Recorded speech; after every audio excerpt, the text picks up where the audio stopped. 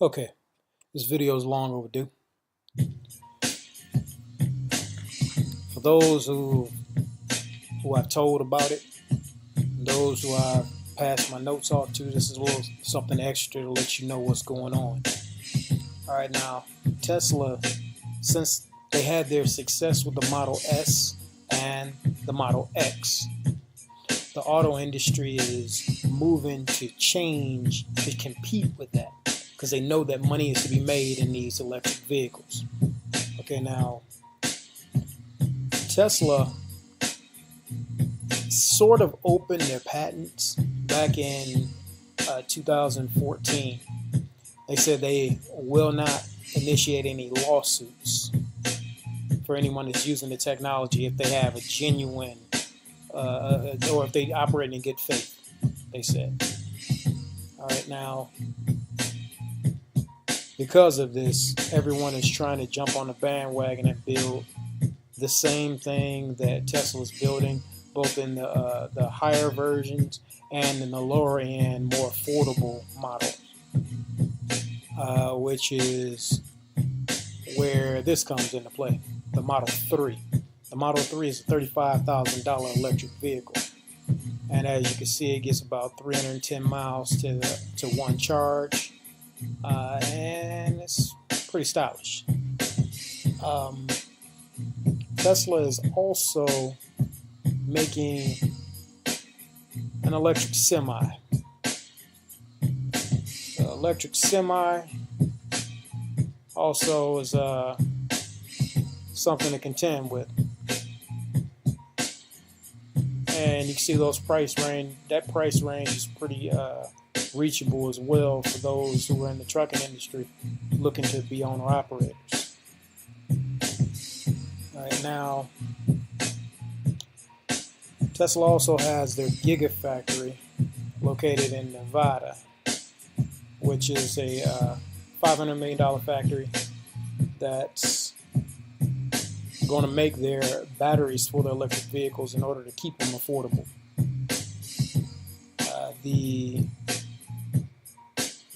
The footprint of this building is bigger than, well, you could fit 5 Dallas Cowboy football stadiums inside of it. The Dallas Cowboy football stadium, I got the dimensions on here later on. But matter of fact, here they are. 3 million square feet total. The Gigafactory has got so far, with 30% of it completed, 4.9 million square feet. That's just 30% of it. So it's about 5 Dallas Cowboy football stadiums large. Tesla announced that they're going to be building more gigafactories as well. They announced they're going to be building 4 more gigafactories. And they also talk about building drive-in restaurants with superchargers, where you can charge up your car while you're eating your food and everything, so you can chill with the fan. Okay, and they also announced that they're going to be making a pickup truck. Pickup truck should come somewhere around 2020. Okay, now what the rest of the world is doing, you got countries that are banning gas vehicles. They're going to be using electric and hybrids, a mix of hybrid electric and liquid natural gas, or some type of small scaled down version of a combustion engine. But they're trying to get away from the fossil fuels. With the more success you have with electric, more than likely they're going to break away from fossil fuels altogether. You got Germany, Norway, India, France, the UK, the Netherlands, China, and Italy. Where is Italy? Oh, take Italy off. Never mind about that. The Netherlands. Again, those countries are going to be banning gas vehicles. Double check it. Don't take my word for it. Here's more reports about countries that are banning gas vehicles. A lot of your countries that are in that Paris Climate Accord agreement are going to be the ones that are banning these gas vehicles. So it would be to our best interest, to America's best interest, to get back into that. But that's politics. That's another thing. We're talking about making some loot. Okay. The gas companies are not going to be left out of this, though. Shell, the gas company, bought New Motion, which is one of Europe's largest energy providers for charging stations for their electric vehicles. And Shell announced they're going to put a charging station in their 45,000 gas stations around the world. All right. Now you have automakers that are going to be doing some changes. GM said that they're going to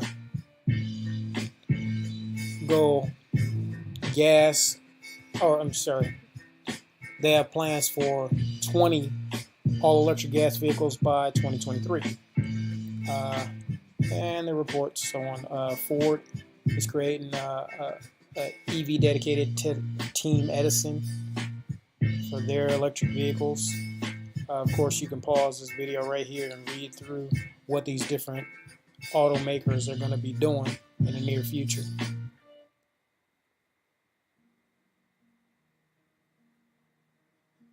And a lot of these governments are going to be helping to push this along because they want to cut down on their emissions, especially in countries like China and India.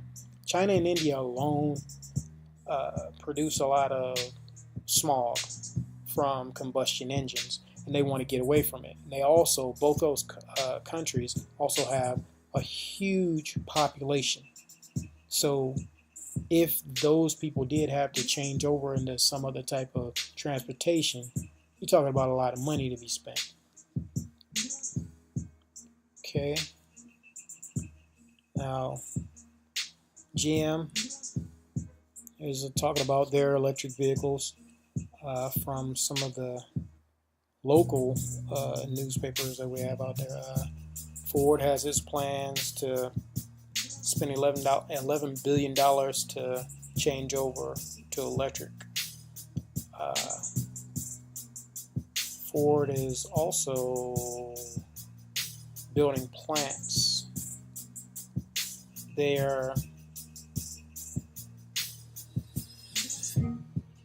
They want to put 15 electric vehicles in China by 2022. And they changed this plan to build an electric vehicle assembly plant in Mexico to Flat Rock, Michigan, because of the tariff wars. They switched up their plans and they're going to Flat Rock now. And Volvo has aims for 50% of their sales to be fully electric by 2025. Volkswagen, they have plans for their electric vehicles as well. Volkswagen, they plan on going electric. They're planning to spend $84 billion in their electric vehicle development. Roughly $60 billion of it will be dedicated to the battery production. And they have plans to offer electric and hybrid versions of 300 vehicles by 2030. Okay. You have an alliance with You have an alliance with Renault. Oh, where's that alliance? Renault, Nissan, and Mitsubishi have an alliance to work together to focus on purely electric vehicles to release 12 all-electric models by 2022. And you have Jaguar Land Rover. Want to build all-electric cars, or they want to build an electric car in China, but there's more to it. They want to electrify their entire vehicle lineup by 2020 with new powertrains ranging from a mild hybrid to all electric vehicle systems. And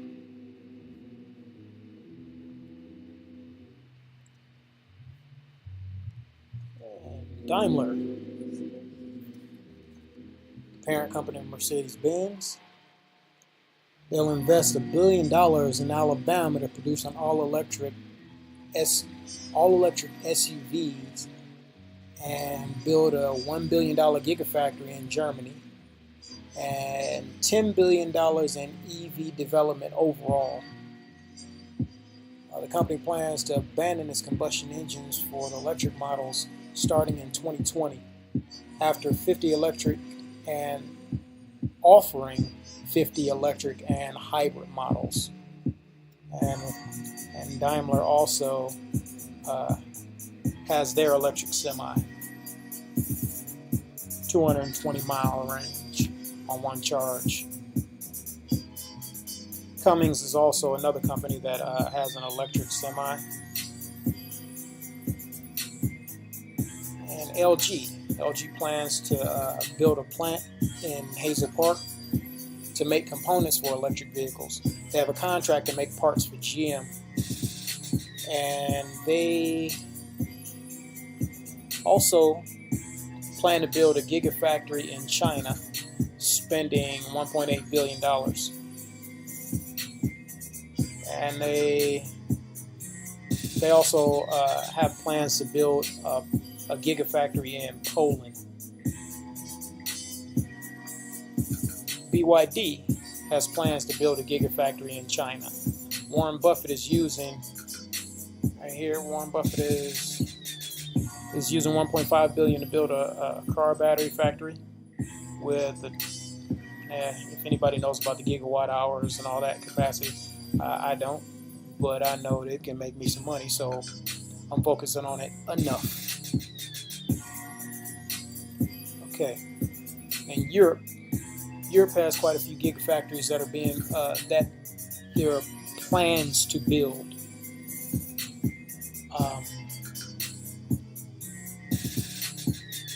Hungary, Germany, Poland, Sweden, and Finland have plans for gigafactories.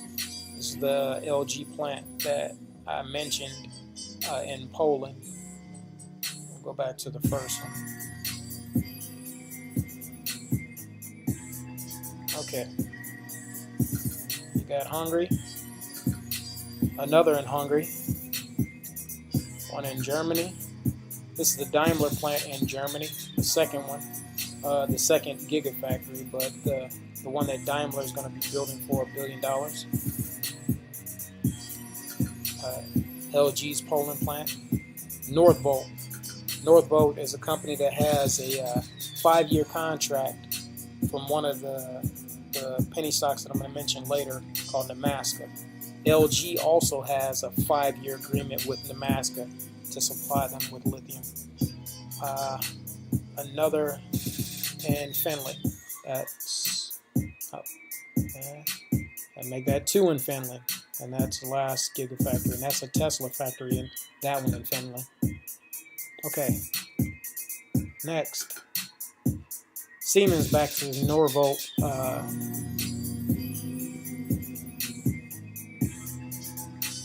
Norvolt has their gigafactory in, what was that, Hungary, I believe it was. But this is another, a lot of money is being spent. Siemens is one of the big players. They see the profit potential of these gigafactories and the electric vehicles. So, hey, they gonna kick in some deuces. 12 million. Okay. That ain't big, but bigger than what I got. All right.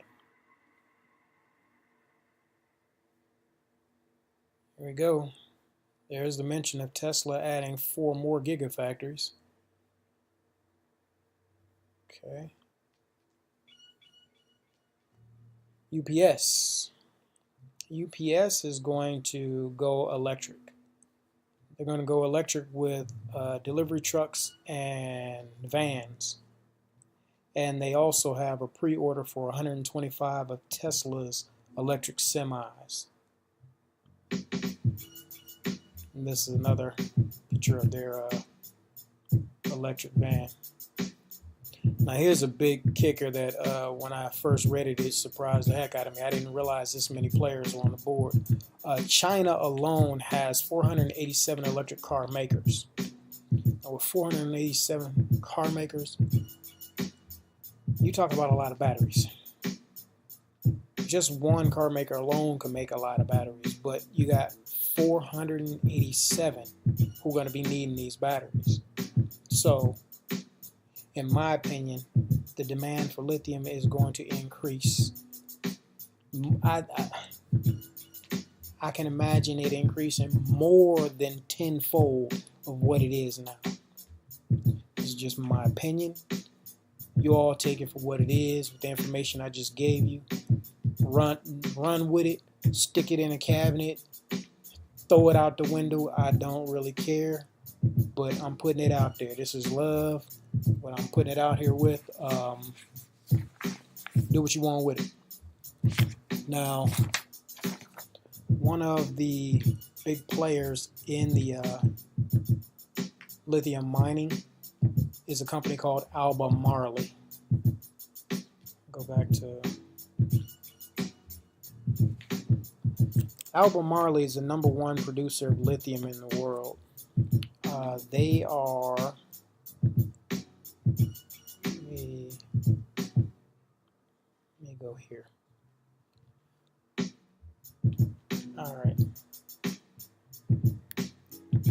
Albemarle is going for about $97 a share when the last traded. By the way, this is it's September 9th today.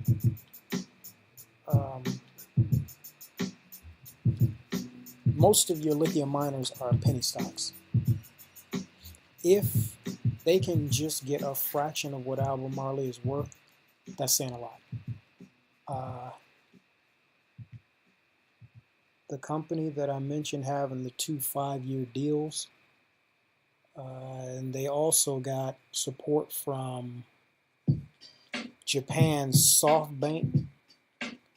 SoftBank spent almost $80 million to get a near 10% stake of Namaska.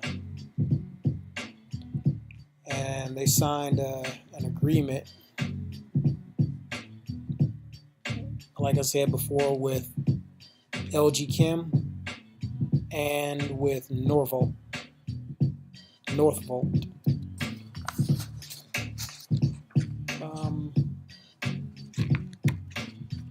Excuse me, I'm just going over some of these notes.